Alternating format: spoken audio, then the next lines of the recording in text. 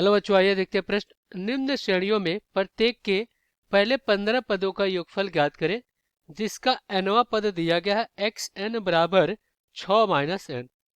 तो यहाँ पे हम क्या करेंगे, मुख्य अवधारणा लिखेंगे। तो चलिए यहाँ पे लिखते हैं मुख्य अवधारणा।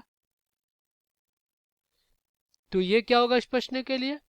तो देखिए हमें क्या दिया गया, nवां पद एक्स एन बराबर 6 माइनस एन दिया गया है। तो सबसे पहले तो हम क्या करेंगे, एक श्रेणी ज्ञात करेंगे। इससे श्रेणी आपका क्या होगा, ये हो जाएगा x1 comma x2 comma x3 comma dash dash dash, इस प्रकार की श्रेणी बनेगा। और इसको ज्ञात करने के लिए हम क्या करेंगे, यहाँ पे इसमें एक n बराबर 1, n बराबर 2, n बराबर 3 इस प्रकार से रखेंगे तो हमें एक श्रेणी मिलेगा। और फिर उस श्रेणी को ये पता करेंगे कि कौन सा श्रेणी बना रहा है। तो अगर वो समांतर श्रेणी बना रहा है तो उसका सार्व अंतर समान होगा। तो चलिए यहाँ पे एक एक पद ज्ञात कर लेते हैं।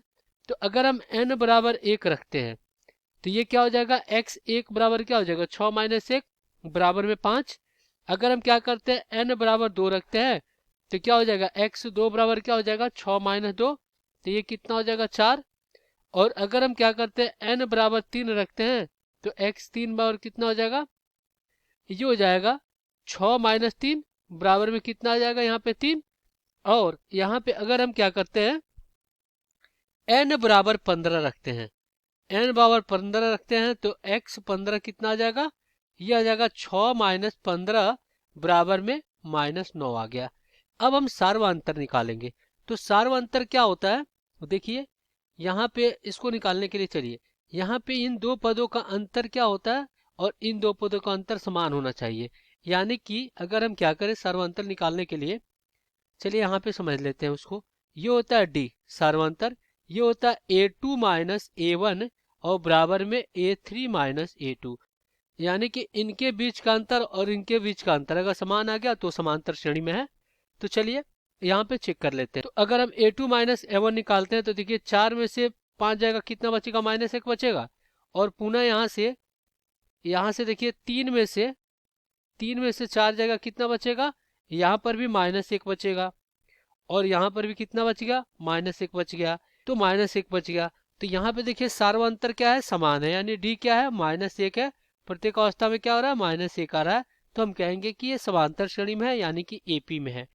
तो जब एपी में है तो एपी का n पदों का योग, n पदों का योग ये क्या होता है, ये होता है Sn बराबर n बटा 2 बड़े कोष्टक में 2a प्लस कोष्टक में n माइनस 1 गुणे में d होता है। चलिए इसको हल कर लेते हैं। तो यहाँ पे जो हमारा श्रेणी प्राप्त हुआ वो एपी में क्या प्राप्त हो गया, उसको यहाँ पे लिख लेते हैं।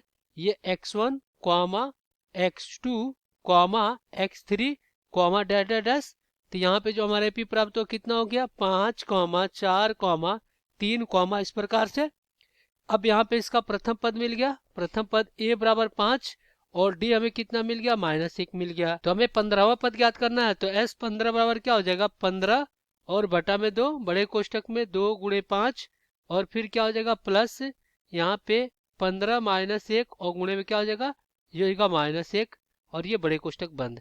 तो s 15 क्या आ जाएगा, ये जाएगा 15 बटा में 2 और कोष्टक में क्या हो जाएगा 5 दूना 10 और पुनः यहाँ पे क्या हो जाएगा, देखिए यहाँ पे क्या बचा 14 और प्लस माइनस माइनस 14 करने क्या हो जाएगा, ये 14 हो जाएगा। तो इधर अपने क्या आ गया s 15 बराबर में 15 बटा में 2 और गुणे में -4। तो ये 2 दूना 4 तो 15 दूना 30। तो s 15 कितना आ गया, ये आ गया -30। तो यही क्या हो गया, 15 पदों का योग हो गया।